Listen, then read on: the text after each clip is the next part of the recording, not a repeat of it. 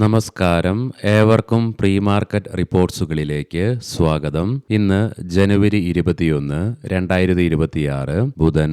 അങ്ങനെ നമ്മൾ ഇന്നു മുതൽ നിഫ്റ്റിയുടെ ഈ മാസത്തെ മന്ത്ലി എക്സ്പയറിയിലേക്കും അവസാന ആഴ്ചയിലേക്കും പ്രവേശിക്കുകയാണ്.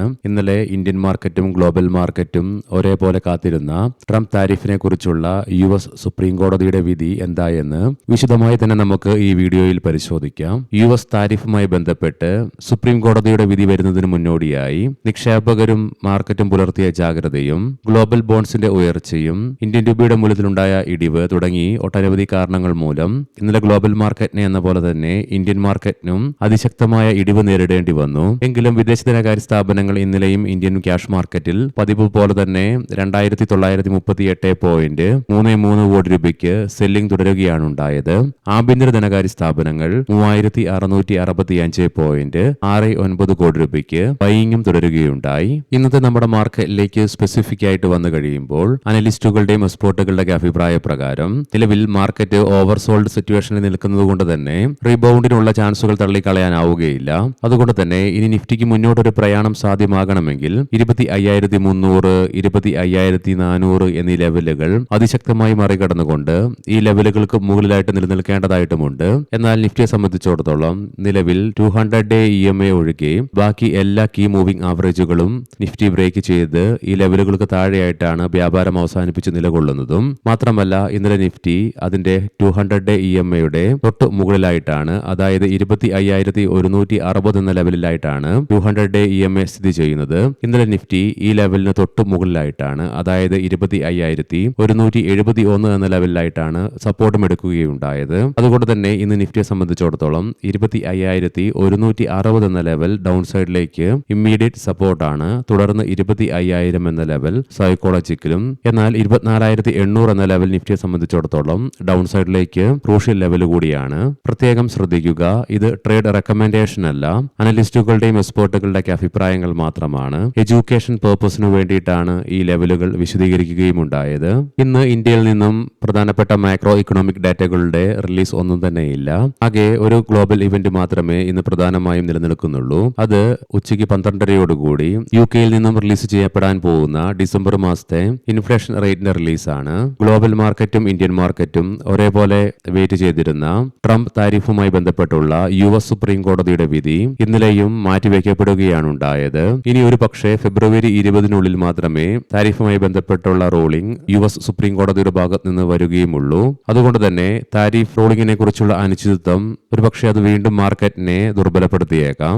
US സുപ്രീം കോടതിയുടെ ചീഫ് ജസ്റ്റിസിനെ നിയമിക്കുന്നത് US പ്രസിഡന്റ് ആയതിനാൽ തന്നെ ഒരുപക്ഷെ പൊളിറ്റിക്കൽ ആയിട്ടുള്ള ഘടകങ്ങളും ഈ വിധി മാറ്റിവെക്കുന്നതിൽ ഇൻഫ്ലുവൻസ് ചെലുത്തിയിട്ടുണ്ടാകാം. ലീഡിംഗ് ആയ ADR സ്റ്റോക്സിൽ ഡോക്ടർ റെഡ്ഡീസ് ADRന് മാത്രമേ നേരിയ നേട്ടത്തോടുകൂടി വ്യാപാരം അവസാനിപ്പിക്കുവാനായുള്ളൂ. അതേസമയം HDFC ബാങ്ക് ADRന് 1% ആക്സിസ് ബാങ്ക് ADRന് 1% നഷ്ടത്തോടുകൂടി വ്യാപാരം അവസാനിപ്പിക്കേണ്ടി വന്നപ്പോൾ ഇൻഫോസിസ് ADRന് 2.25%, ICIC ബാങ്ക് ADRന് 4% നഷ്ടം നേരിടേണ്ടി വന്നപ്പോൾ വിപ്രോ ADRന് 5% നഷ്ടം നേരിടേണ്ടി വന്നു. ഇനി നമുക്ക് ഗ്ലോബൽ മാർക്കറ്റുകൾ പരിശോധിക്കാം. 3 ദിവസത്തെ തുടർച്ചയായ അവധിക്ക് ശേഷം ഇന്നലെയായിരുന്നു US മാർക്കറ്റുകൾ വീണ്ടും വ്യാപാരം പുനരാരംഭിക്കുകയുണ്ടായത്. ആയതിനാൽ തന്നെ US-ഉം യൂറോപ്പും തമ്മിലുള്ള പുതിയ ട്രേഡ് താരിഫുമായി ബന്ധപ്പെട്ടുള്ള പ്രശ്നങ്ങളുടെ പ്രതിഫലനം ഇന്നലെ US മാർക്കറ്റിൽ പ്രതിഫലിക്കുകയും ചെയ്തു. തൽഫലമായി ഇന്നലെ S&P 500-ന് 2%-ലേറെയും നാസ്ഡാക്കിന് 2.5%-നടുത്തും നഷ്ടത്തോടുകൂടി തന്നെ വ്യാപാരം അവസാനിപ്പിക്കേണ്ടതായിട്ട് വന്നതിനെ തുടർന്ന് 3.5 ആഴ്ചത്തെ ലോയിലേക്കും US മാർക്കറ്റുകൾ പതിക്കുകയുണ്ടായി. 3 യൂറോപ്യൻ മാർക്കറ്റ്സിനും നഷ്ടത്തോടുകൂടി തന്നെ വ്യാപാരം അവസാനിപ്പിക്കേണ്ടി വന്നു. UK, ഫ്രാൻസ് മാർക്കറ്റുകൾക്ക് 0.5%-ലേറെയും ജർമ്മൻ മാർക്കറ്റിന് 1%-ലേറെയും നഷ്ടം നേരിടേണ്ടി വരികയും ഉണ്ടായി. നിലവിലെ ഗിഫ്റ്റ് നിഫ്റ്റിയുടെ ഇൻഡിക്കേഷൻ പ്രകാരം സ്ലൈറ്റ്ലി പോസിറ്റീവ് ആയിട്ടുള്ള ഒരു ഓപ്പണിംഗ് ആണ് നമ്മുടെ മാർക്കറ്റിൽ എക്സ്പെക്ട് ചെയ്യുവാനായിട്ട് സാധിക്കുക. ഏഷ്യൻ മാർക്കറ്റ്സിലേക്ക് വരുമ്പോൾ ജപ്പാൻ മാർക്കറ്റ് 0.25%-നടുത്തും കൊറിയൻ മാർക്കറ്റ് 0.5%-ന്റെയും നഷ്ടത്തിലാണ് വ്യാപാരം ഇന്ന് ആരംഭിച്ചിട്ടുള്ളത്. കൊമ്മോഡിറ്റിയിൽ ബ്രെന്റ് ക്രൂഡിന്റെയും ക്രൂഡ് ഓയിലിന്റെയും വിലയിൽ ഇന്നലെ നമ്മുടെ മാർക്കറ്റ് അടച്ചതിന് ശേഷം ഗണ്യമായ ഉയർച്ച രേഖപ്പെടുത്തിയെങ്കിലും നിലവിൽ 1%-ലേറെ ഇടിവാണ് അനുഭവപ്പെടുന്നത്. ബ്രെന്റ് ക്രൂഡിന്റെ വില $69.08 പെർ ബാരൽ എന്ന നിലയിലായിട്ടും ക്രൂഡ് ഓയിലിന്റെ വില $59.68 പെർ ബാരൽ എന്ന നിലയിലുമായിട്ടാണ് വ്യാപാരം തുടർന്നുകൊണ്ടിരിക്കുന്നത്.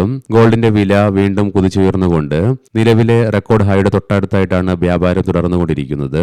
4,700 $276.42 per ഔൺസ് എന്ന നിലയിലായിട്ടാണ് ഗോൾഡിൽ വ്യാപാരം തുടർന്നുകൊണ്ടിരിക്കുന്നതും.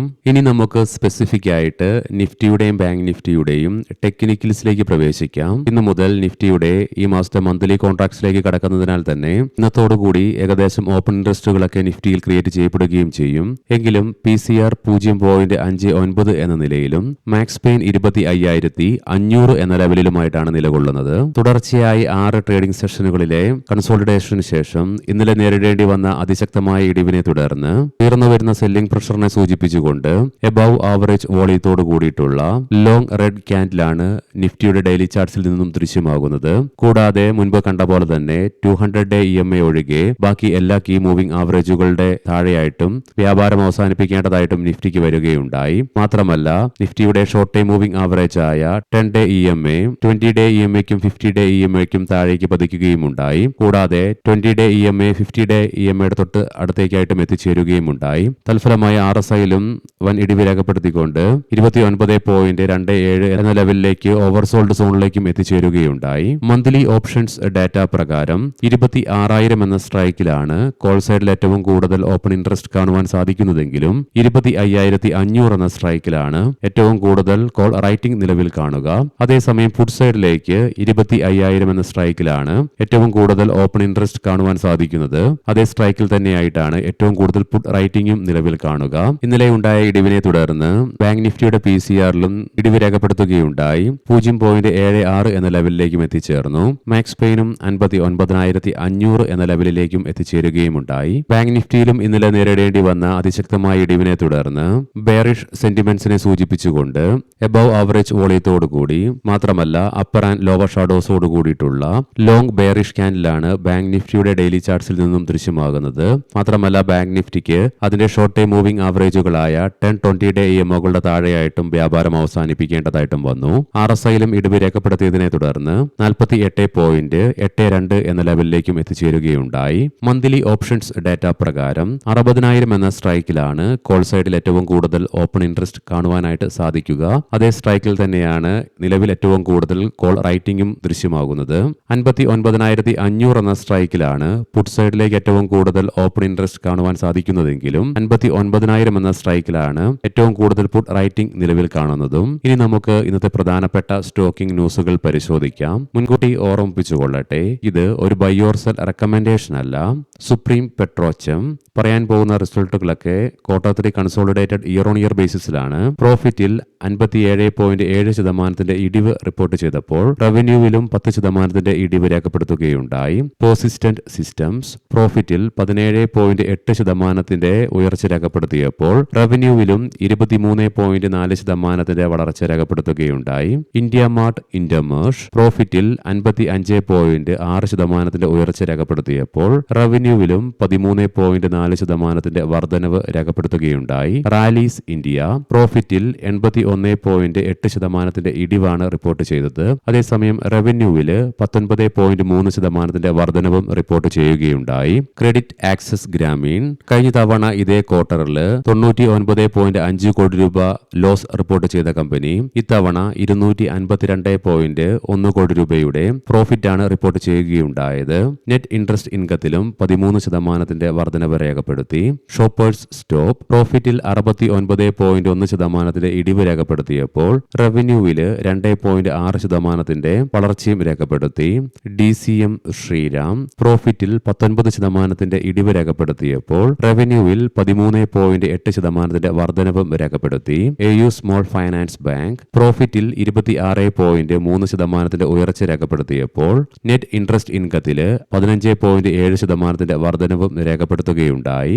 HDFC ബാങ്ക് 2026 ഏപ്രിൽ 19 മുതൽ പ്രാബല്യത്തിൽ വരുന്ന 3 വർഷത്തേക്ക് കൂടി HDFC ബാങ്കിന്റെ മുഴുവൻ സമയ ഡയറക്ടറായി നിലവിലെ ഡെപ്യൂട്ടി മാനേജിംഗ് ഡയറക്ടറായ ശ്രീ കൈസാദ് ബറൂച്ചയെ വീണ്ടും നിയമിക്കുന്നതിന് RBIയുടെ ഭാഗത്തു നിന്നും അംഗീകാരം ലഭിക്കുകയുണ്ടായി.